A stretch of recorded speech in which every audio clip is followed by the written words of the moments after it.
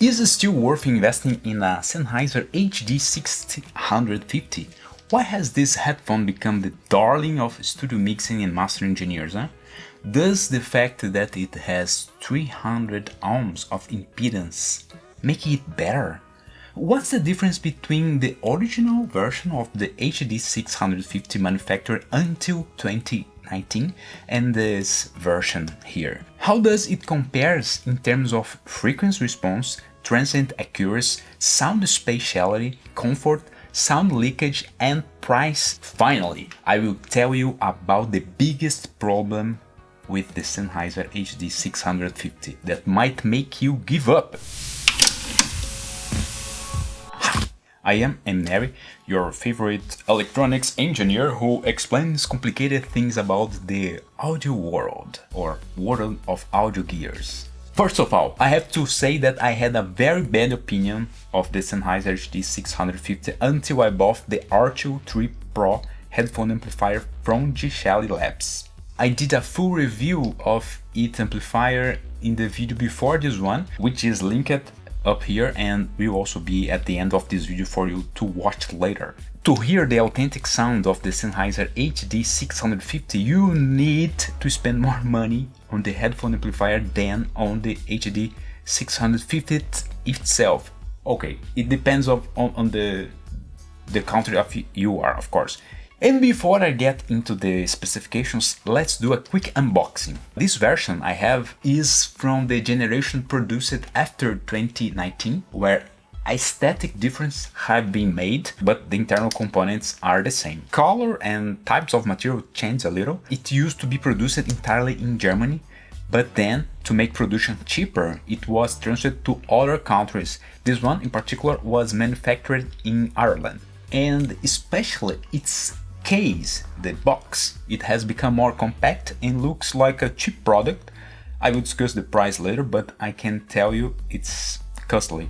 So besides the headphone, what we have in the box? An unbalanced 3-meter cable, an exaggeration for home studio users, and this cable has a termination with a 6.3 millimeters. The product also includes a mini cable adapter for the 3.5 millimeters standard, which makes cable management on your desk even more difficult. However, the HD650 has a detachable cable, and you can buy better and smaller cables for it, as well as balanced cables that it accepts, like the one I have here. I will leave links in the description to excellent cables for it in various terminations, unbalanced and balanced cables.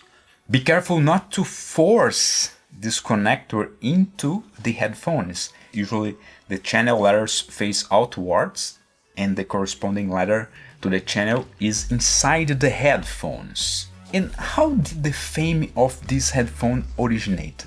It all started with the headphones that would give rise to the HD600 line. In this case, the Sennheiser 580 Jubilee Edition, a special version of the HD580 line. This HD580 line was the first to gain fame as a perfect headphone on internet forums, specialized in audio equipment back in the 90s, the 90s influencers. Sennheiser realized this movement among enthusiasts and launched the HD600 in 1997. It was aesthetically very similar to the HD580 Jubilee Edition, but sounded even better. This movement from the internet's first headphone enthusiasts meant that the Sennheiser HD600 quickly gained a reputation as the best headphone for listening to music. For some people, this is still true today. Then, in 2003, Sennheiser launched the HD650 with the promise of being even better than the HD600. And these were the disagreements between audio enthusiasts began and continue to this day. Because apart from the aesthetic issue, which has changed slightly, there is only a small difference in the mid-frequency response.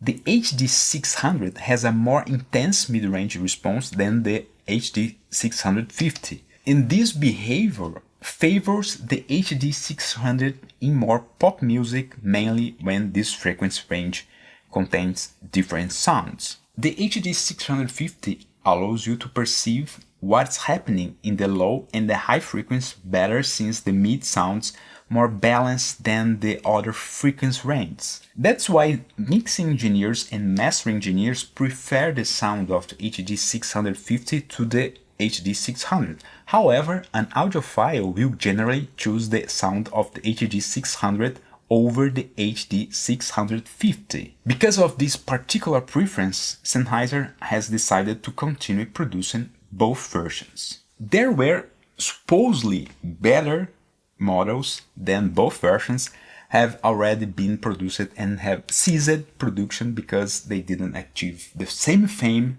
and consequent sales volume as both models. And is the recently launched HD490 Pro any better? This model is the result of a bizarre subdivision of Sennheiser, because Sennheiser Consumer, which owns both HD600 and the HD650, currently belongs to the Swiss holding company Sonova.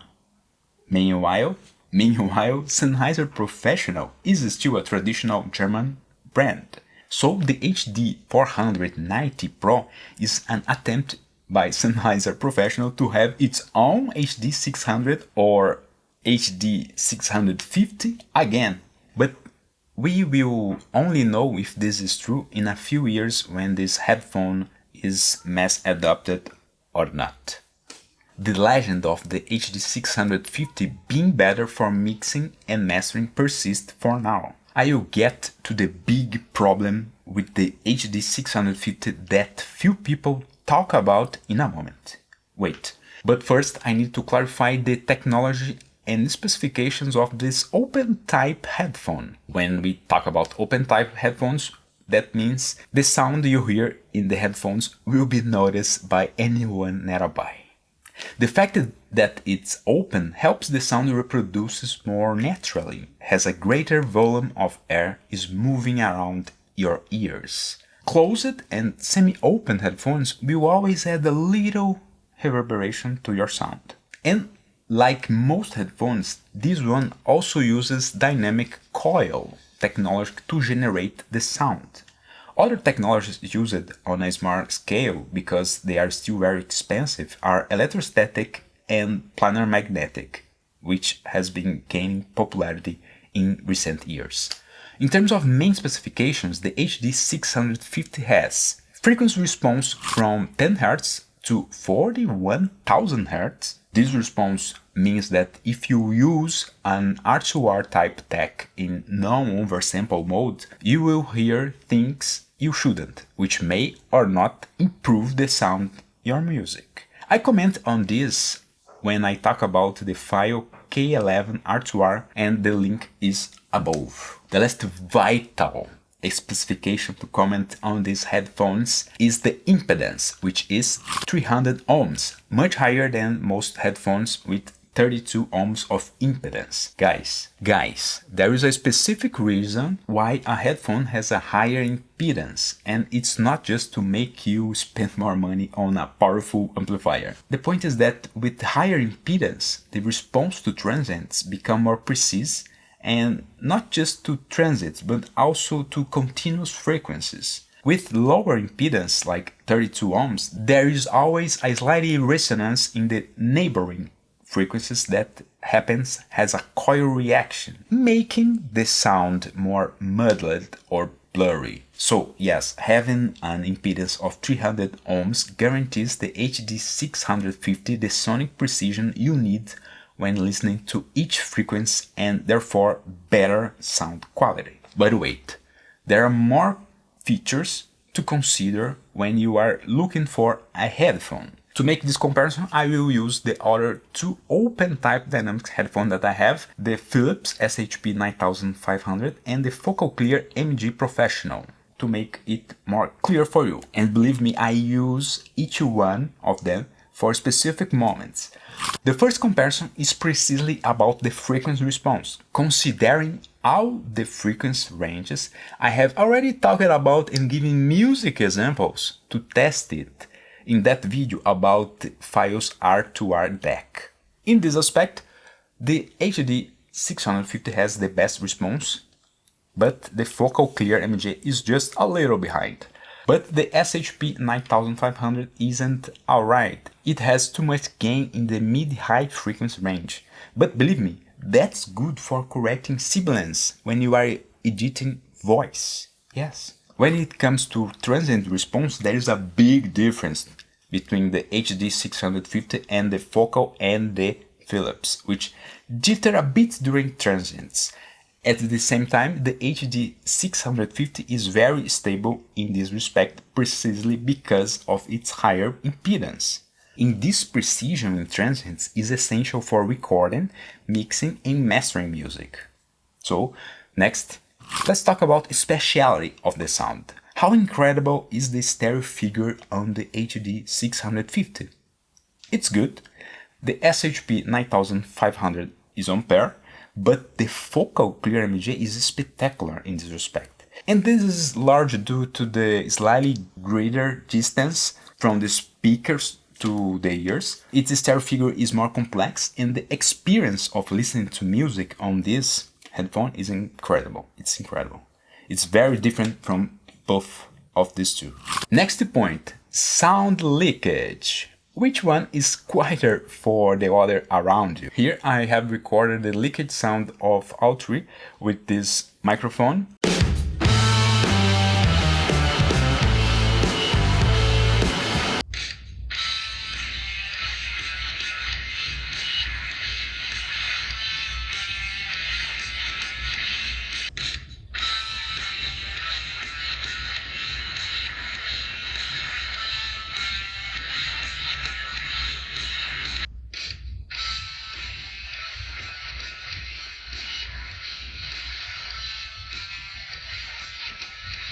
And note that the SHP9500 leaks the most, followed by the focal clear MG, which is all open, and finally the HD650, which leaks the last.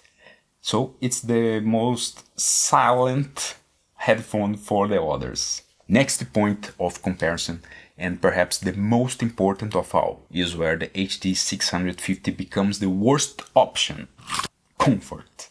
Yeah, the big problem with the HD650 is the force it puts on your head. Those who praise the HD650 do not often comment on this. If you only use the HD650 for a few minutes, okay, that's fine. But after an hour or so, the pressure will cause a headache. The focal clear MG has much less pressure, but is heavier than the HD650, which can be considered light. Yeah, the problem is just the clamp force. And the Philips SHP9500 is perfect in this respect. Seriously, when you use it, you hardly feel it in your head, and that's incredible for long periods working with audio, such editing content, whether podcasts or video content. It's amazing to long content editing. The last thing to compare is the price. The Philips SHP9500 is around $90, the Sennheiser HD650 is around $500, and the focal clear MG Professional is around $1,500. Yeah. In conclusion, each of these headphones has a specific use. If the HD650 weren't so uncomfortable, it would be ideal. But I still prefer to listen to music on the focal clear MG and even edit quick content, and for edit long content there is no way around it. It's always the SHP9500. I use the Philips SHP9500 the most in this area.